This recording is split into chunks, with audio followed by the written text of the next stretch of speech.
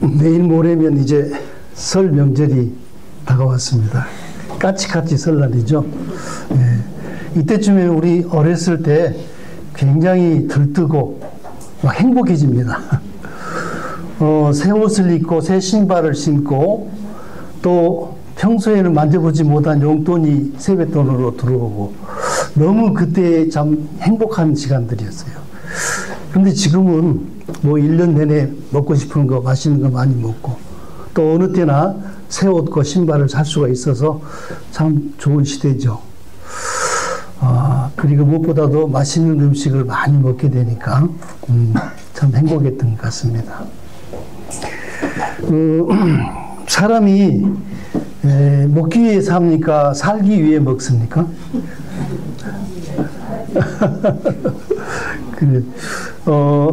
이 의미가 우리의 삶에 굉장히 중요한 그런 뜻을 가지고 있는 것 같아요. 사람이 종기에 처하지만 깨닫지 못하는 자는 멸망하는 짐승과 같다. 돼지는 어떻게 보면 먹기 위해 사는 것 같죠? 네. 그저 막 먹기를 굉장히 탐합니다. 근데 돼지의 결과를 보면 참 처참해요. 네. 누구를 위해서 먹습니까? 네, 사람을 위해서 먹죠. 부지런히 먹어가고 살이 찌면은 사람의 목으로 넘어가는 그러한 참 처참한 처지죠. 그래서 우리 인생에 있어서도 그 가치관을 알고 또 사람이 무엇으로 사는가, 무엇을 위해 사는가 이런 것들이 굉장히 중요한 것 같아요.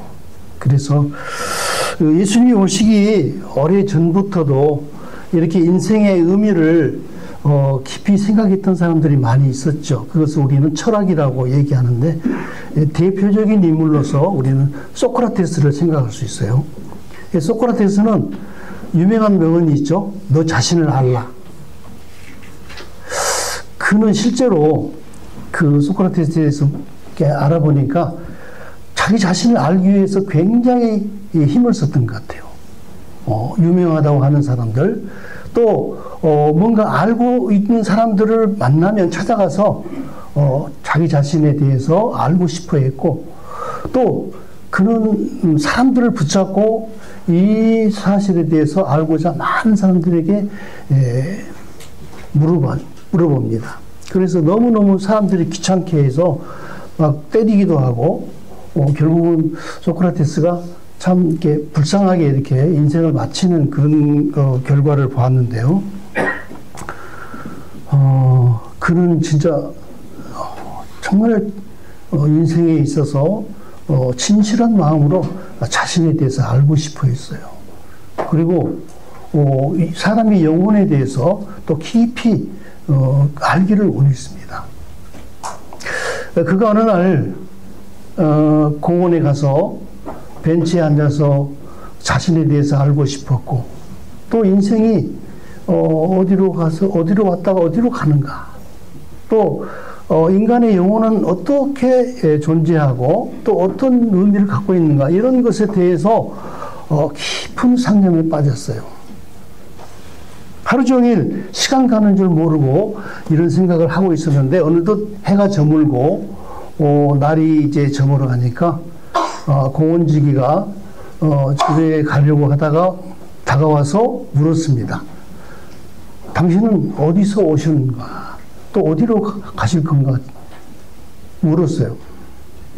그때 소크라테스는 한숨을 쉬면서 아주 힘없이 내가 그것을 알면 이렇게 있겠습니까? 이런 대답을 했다고 그래요. 그래서 저는 참 소크라테스가 예수님이 오신 이후로 태어났더라면 그는 그 바울 못지않는 신앙의 믿음을 생활했겠다 하는 생각을 해봤습니다. 그렇게 자신에 대해서 알고 싶은 그런 마음이 강한 욕망이 있었어요. 사람들은 자기 자신도 모르면서 감히 하나님에 대해서 얘기하면 하나님이 이렇든 저렇든 얘기하고 나 이런 것 때문에 못 믿겠다 하나님 일 못하겠다 하는 그런 핑계를 많이 댑니다. 그래서 오늘 이런 문제들에 대해서 한번 깊이 생각해 보겠습니다. 오늘의 주제는 생명의 떡이신 예수 그리스도인데요. 하나님께서 지난주 수요일, 일요일 이 생명의 떡에 대해서 애고편으로 말씀을 주신 것 같아요. 그래서 잘 됐다 생각을 해봤는데 오늘 구체적으로 이 생명의 떡이 예수 그리스도가 우리의 삶과 어떤 연관이 있는가 한번 생각해 보도록 하겠습니다.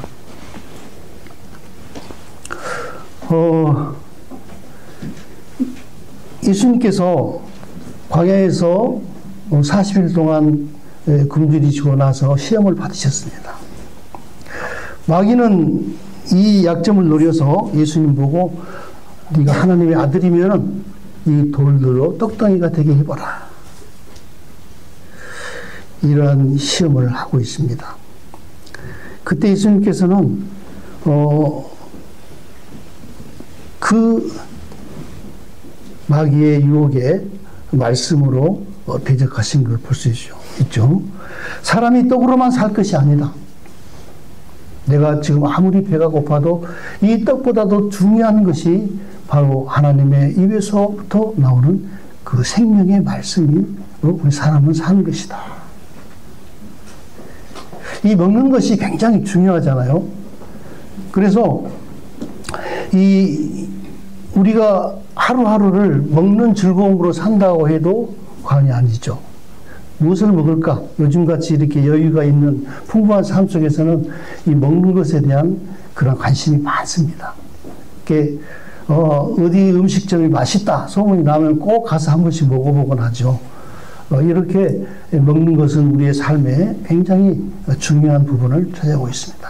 그래서 주님께서 이 떡으로 먹는 그 떡보다도 하나님의 입에서 나오는 이 말씀, 이 떡이, 생명의 떡이 얼마나 중요한가를 말씀해 주십니다.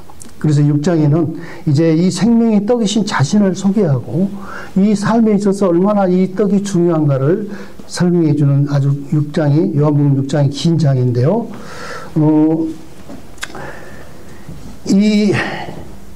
우리가 먹는 음식들은 우리 육체를 위한 그러한 영양분을 공급해 주고 또 이 영양분이 에너지가 돼서 우리를 성장하게 하고 또 활동하게 하는 그런 힘이 되기도 합니다. 그래서 우리가 육체로 살아가는 데 있어서 이 음식은 안 먹을 수가 없죠. 하루만 굶어도 힘을 잃고 또 활동하기가 어렵습니다. 그렇다면 우리 거듭난 성도들이 하늘로부터 새 생명을 얻게 됐는데 이 생명을 위해서는 어떠한 양식이 필요하고 또 이 양식들은 우리를 어떻게 역할을 해주는지를 또 알아야 되겠죠. 그래서 예수님이 이 육체의 겉사람은 흙으로 만든 식물을 먹게 되고 또 영혼의 새사람, 속사람은 하나님의 입에서 나오는 생명의 말씀으로 우리가 먹게 된다. 이렇게 말씀하시죠. 좀 더 이제 구체적으로 보면은 하나님께서 왜 사람을 만드셨고 또 그 사람들을 어떻게 살아가는지를 또 말씀해 주고 계십니다. 우리 창세기 1장을 한번 봐볼까요?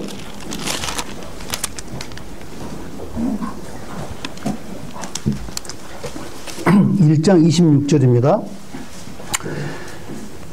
하나님이 이르시되 우리의 형상을 따라 우리의 모양대로 우리가 사람을 만들고 그들로 바다의 물고기와 하늘의 새와 가축과 온 땅과 땅에 기는 모든 것을 다스리게 하자 하시고 하나님이 자기 형상 곧 하나님의 형상대로 사람을 창조하시되 남자와 여자를 창조하시고 하나님이 그들에게 복을 주시며 하나님이 그들에게 이르시되 생육하고 번성하여 땅에 충만하라 땅을 정복하라 바다의 고기와 하늘의 새와 땅에 움직이는 모든 생물을 다스리라 하시니라. 여기 보니까 첫째, 하나님께서 우리의 모양과 형상대로 사람을 만들자. 그렇게 계획하셨어요. 하나님은 영이시기 때문에 그 우리 사람의 몸을 만드셔서 흙으로 지으셔서 그 속에 하나님의 생명을 불어넣으심으로 우리 사람들로 하여금 땅을 정복하고 다스리고 모든 땅에 있는 그 생물들을 다스리도록 하셨어요. 이것은 무엇이냐? 하나님을 대신해서 자기 모양과 형상을 닮은 인간을 통해서 자신의 뜻과 생각과 마음에 있는 것들을 이렇게 펼쳐보시고 그렇게 행하고자 하셨던 거예요. 그리고 이 사람이 보니까 동산 중앙에 있는 생명나무가 있고 또 선악을 알게 하는 지식의 나무가 있었습니다. 근데 하나님이 비록 이렇게 그들과 함께 하셨지만은 이 생명나무로 하여금 그들의 삶에 양식이 되게 하고 또 그것으로 하여금 사람들이 활동할 수 있는 이 근본이 되게 해주셨던 것입니다. 그러니까 물론 식물도 주셨지만은 이 생명나무를 통해서 사람들에게 무엇을 공급하셨겠습니까? 이 생명나무는 사람으로 하여금 영생할 수 있도록 해줬고 또 그들의 마음과 생각과 또 어떤 의지를 하나님의 뜻 가운데서 그들에게 불어넣어 주시는 그런 양식이었어요. 저는 이 생명나무의 양식을 어떤 식으로 공급되었을까 생각이 많이 해봤는데 풀리지가 않더라고요. 이것이 과일로 먹었을까 아니면 다른 형태로 그들이 취하였을까. 우리는 지금 이 똑같은 생명나무이신 예수 그리스도를 말씀으로 먹고 있잖아요. 성경의 말씀으로 우리가 하나님 예수 그리스도를 우리에게 이 양식으로 주셨습니다. 근데 그때 당시에는 그 과일로 먹었을지 아니면 특별한 방법으로 생명나무를 취하였을지 그거는 이제 확실치가 않는데 어쨌든 간에 그들은 하나님과 함께 동산에 거님을 살면서 생명나무를 그들의 양식으로 취할 수가 있었습니다. 가만히 생각해 보면은 그 아담과 하와가 이 발가벗은 상태에서 하나님과 함께 생활했다. 마치 그 엄마하고 자녀가 같이 생활하면서 벌거벗어도 수치를 전혀 모르고 지내잖아요. 그런 것처럼 아담과 하와도 하나님 앞에 어린 갓난 아이처럼 그렇게 티 없이 아주 순전한 모습으로 하나님의 은혜 안에서 사랑을 입고 지냈을 것 같아요. 그렇다면 그들은 무엇을 또 꿈꿨겠습니까? 하나님처럼 되고 싶은 마음이 있었겠죠. 어린 아이들도 부모하고 같이 대화하고 같이 함께 무엇을 하면서 나도 빨리 엄마처럼 아빠처럼 되고 싶은 그런 꿈이 있을 거예요. 그래서 이 사단은 그걸 노렸죠. 자, 하나님께서 너에게 뭐라고 말씀하냐? 이 동산에 있는 과일을 먹지 말라 하더냐? 그렇게 시작해서 이제 결국은 그 하와의 눈이 이제 선악 나무의 열매를 보도록 이렇게 유혹했어요. 그걸 보니까 과연 지혜롭게 할 만큼 탐스러웠고 금방이라도 저 열매를 먹으면 하나님처럼 될 것 같은 그러한 유혹이 들어왔죠. 그래서 결국은 따먹게 되고 이 선악과를 따먹는 아담과 하와는 눈이 밝아져서 과연 하나님처럼 됐습니다. 지혜롭게 선악을 알 수 있는 그러한 존재가 되어버렸어요. 하나님께서는 이 감당할 수 없는지를 아시기 때문에 오직 하나님의 선에만 거하고 그 선 안에서 성장해 갈 수 있도록 하셨는데 이제는 선악과를 통해서 선과 악을 동시에 알 수 있는 그런 지식을 얻게 됐어요. 굉장히 위험한 상태로 그대로 나아가십니다. 그래서 하나님이 뭐라고 말씀하시냐면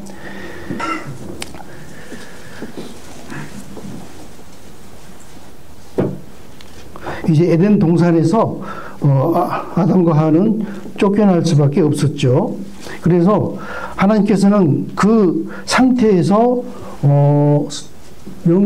생명의 나무, 생명나무 열매를 먹게 되면은 그들이 영생할까 이제 염려해서 그 생명나무에 접근하지 못하도록 천사들로 하여금 지키게 했습니다. 그래서 이 생명나무는 더 이상 그들과 함께 할 수가 없었죠. 근데 이 생명나무가 언제 우리에게 허락됐냐? 이제 때가 차서 하나님이 예수 그리스도를 이 땅에 보내심으로 그 생명나무가 되게 했습니다. 우리 요한복음 1장에 보면요. 태초에 말씀이 계시니라. 이 말씀이 하나님과 함께 계셨으니 이 말씀은 곧 하나님이시라. 말씀이 육신이 되어 우리 가운데 거하심에 우리가 그의 영광을 보니 아버지의 독생자의 영광이요 은혜와 진리가 충만하더라. 우리가 다 그의 충만한 데서 받으니 은혜 위에 은혜라. 이 생명나무이신 예수 그리스도께서 이제 말씀으로 오셨습니다. 태초에 말씀이 계시니라. 이 말씀이 온 우주 만물을 창조할 수 있게 하셨고 또 이 말씀이 우주를 만물을 운행하는 그러한 근원이 됐습니다. 이제 이 말씀이 육신이 되어서 우리 가운데 오신 것이죠.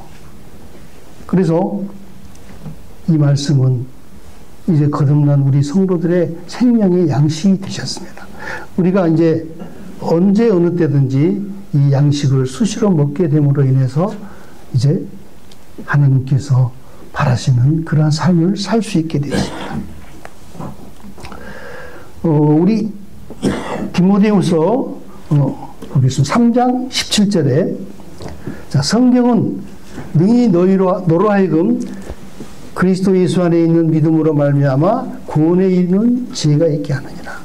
모든 성경은 하나님의 감동으로 된 것으로 교훈과 책망과 바르게 함과 의로 교육하기에 유익하니 이는 하나님의 사람으로 온전하게 하며 모든 선한 일을 행할 능력을 갖추게 하려 합니다.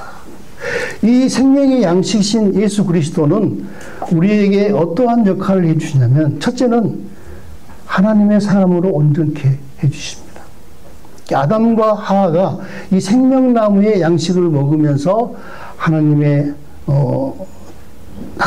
닮아가는 그렇게 성장하는 그런 과정을 겪었듯이 이제는 우리에게 이 생명의 양식 되신 예수 그리스도, 말씀으로 오신 예수 그리스도는 우리를 하나님께서 바라시는 그 온전한 사람으로 성장하게 해주십니다. 그래서 이 구원에 이르는 그러한 지혜가 있게 하는 말씀이시죠. 그 다음에 두 번째는 선한 일을 행할 능력을 우리에게 주시죠.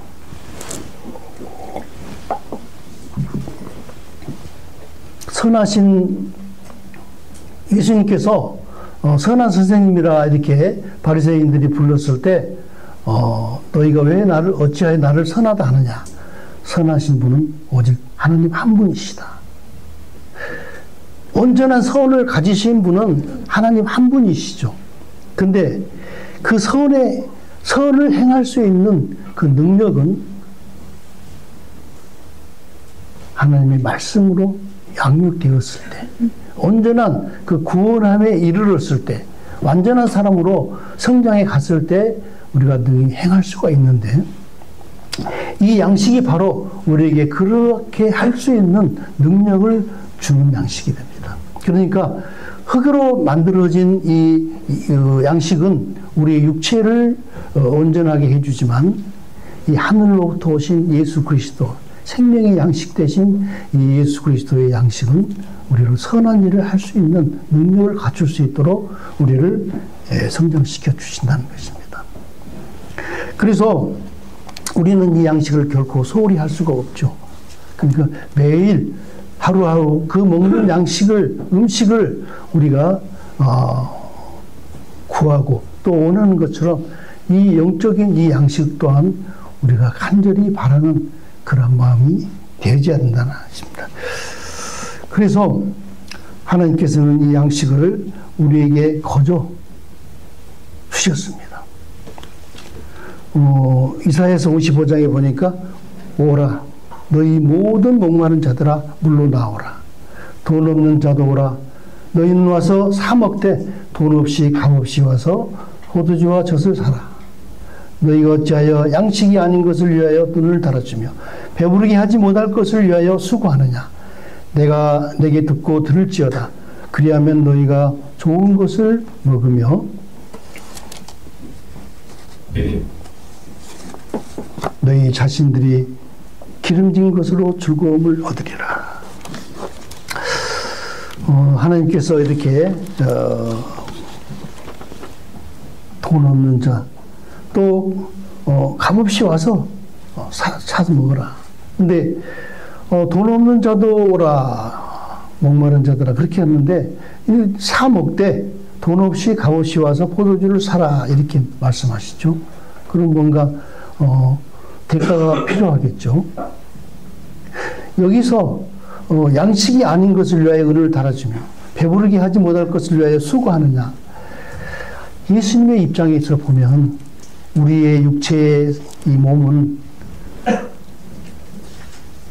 썩은 육체, 의미가 없는 가치 없는 그러한 육체로서 우리를 보십니다. 그럼 중요한 것은 무엇이겠는가? 거듭난 우리의 새로운 생명의 이 삶이 예수님이 볼 때는 소중하고 값지고 하나님께서 축복해 주실 그러한 새로운 삶인 것이죠.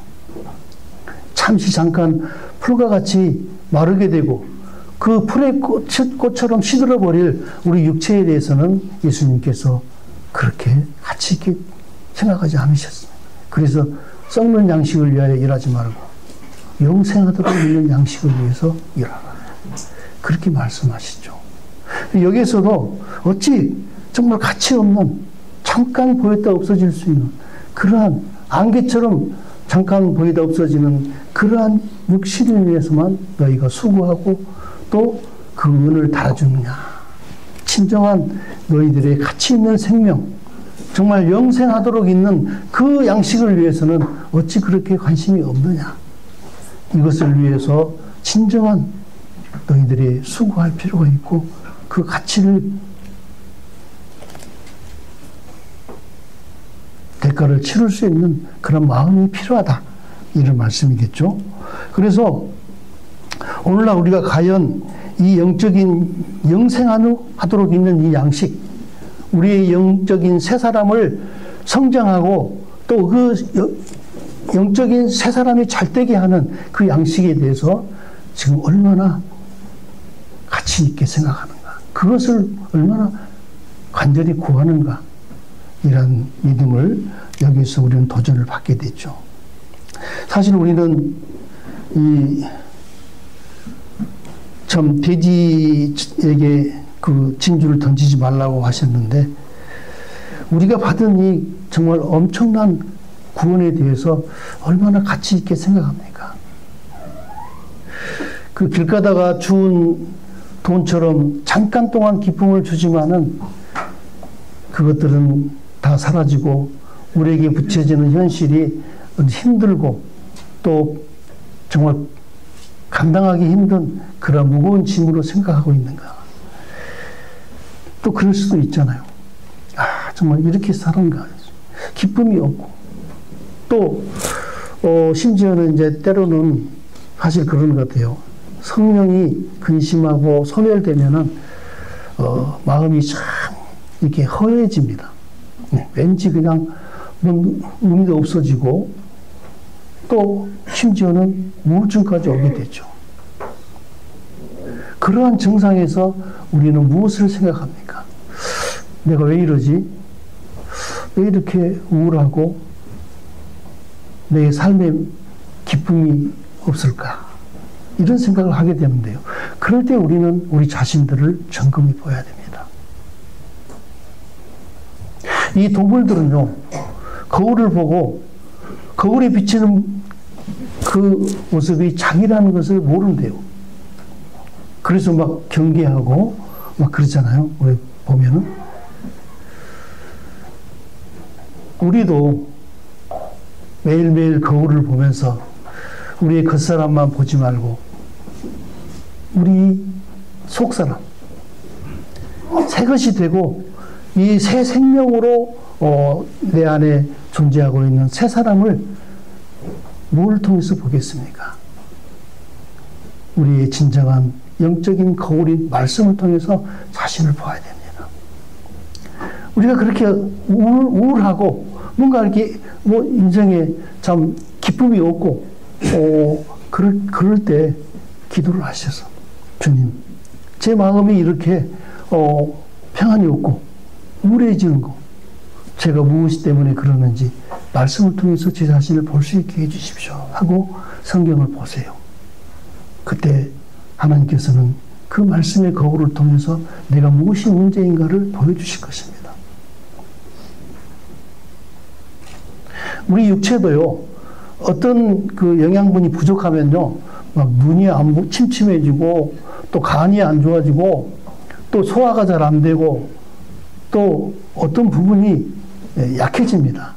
그럴 때 우리는 그 기능, 지체가 기능을 회복할 수 있는 그런 음식들을 하나님이 다 만들어 놓으셨어요. 그것을 찾아서 먹으면 위장이 튼튼해지고 간이 좋아지고 또 새로운 기운을 얻는 그러한 음식들이 있어요.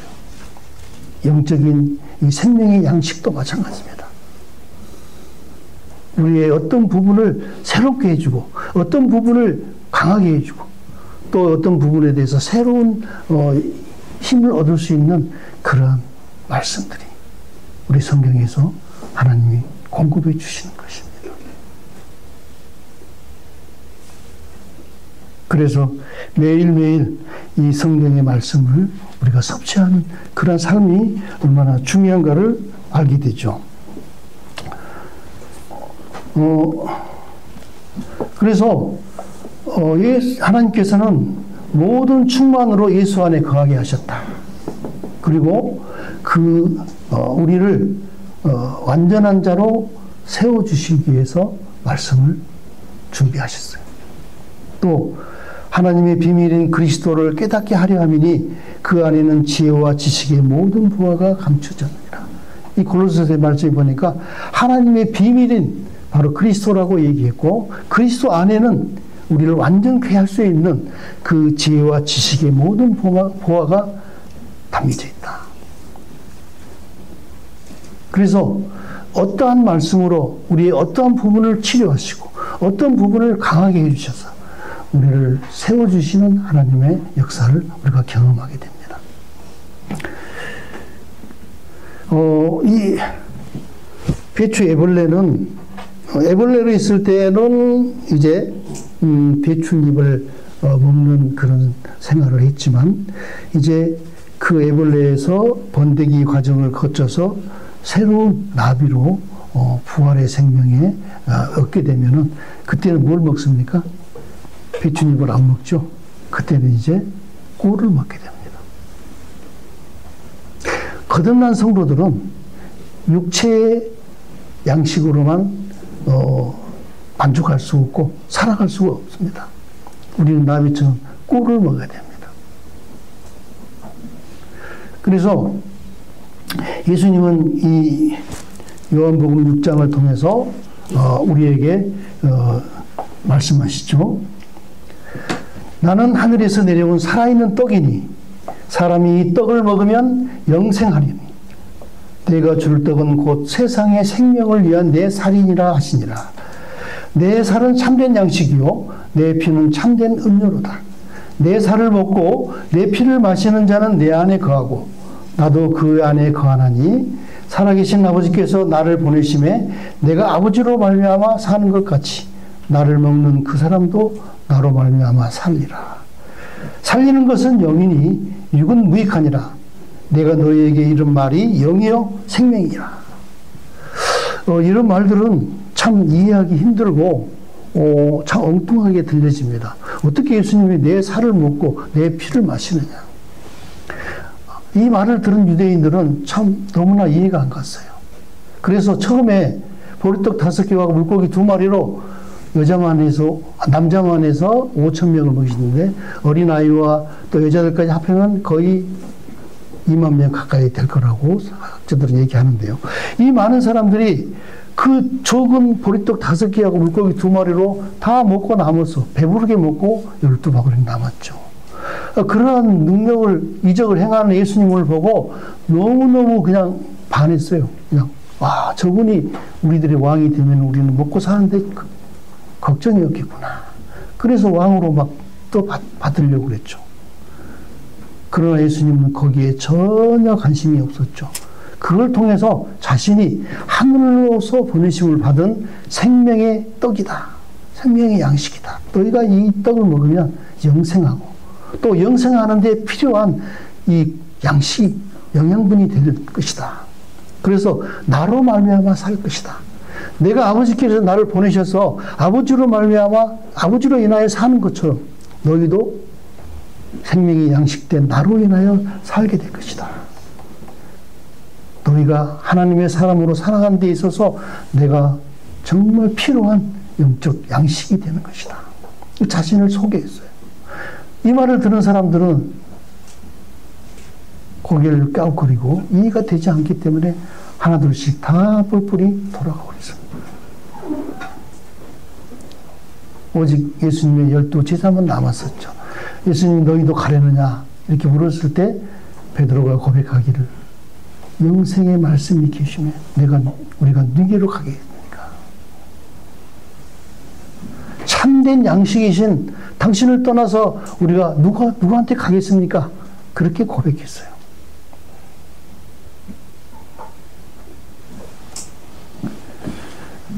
그래서 그들이 이 영적인 생명의 양식된 예수 그리스도를 진심으로 따르게 됐죠. 그래서 우리는 이 예수님을 하루라도 멀리 할 수가 없습니다. 그분과 함께 과연 한 몸으로서 동행하며 또 우리가 그가 내 안에 거하는 그러한 삶을 통해서 진정한 양식이 되는 것을 체험할 것입니다. 이번에 창세기 말씀 묵상하면서 아담이 그 하와를 자기 갈빗대로 잠들게 해서 지으신 이끌어오니까 하와를 보고 외치기를 이는 내 뼈 중에 뼈고 살 중에 살이라 그렇게 외쳤어요. 그 말씀을 깊이 생각해 보니까 내 몸과 동일한 일심동체로서의 하와를 받아들였어요.